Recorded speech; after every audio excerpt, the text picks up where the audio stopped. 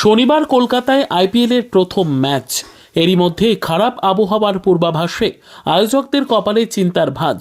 মৌসুম ভবনের পূর্বাভাস অনুযায়ী শুক্রবার থেকেই ঝড় বৃষ্টি শুরু হয়ে যাবে কলকাতা সহ দক্ষিণবঙ্গে।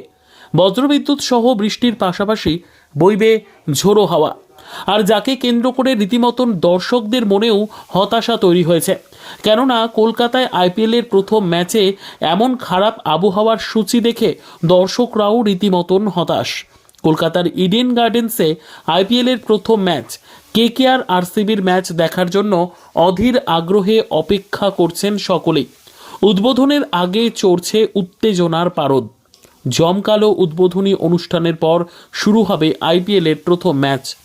আইপিএল ঘিরে এমনিতেই সাধারণ মানুষের উৎসাহ উদ্দীপনা থাকে তুঙ্গে, তবে এবারে কলকাতায় আইপিএলের প্রথম ম্যাচ ঘিরে রীতিমতন উত্তেজনার পারদ চড়ছে। সকলের মধ্যেই কাজ করছে এক্সাইটমেন্ট। কিন্তু এরই মধ্যে বাদ সাধল আবহাওয়া দপ্তরের পূর্বাভাস। আশঙ্কার মেঘ দানা বাঁধল আইপিএলের উদ্বোধন ঘিরে।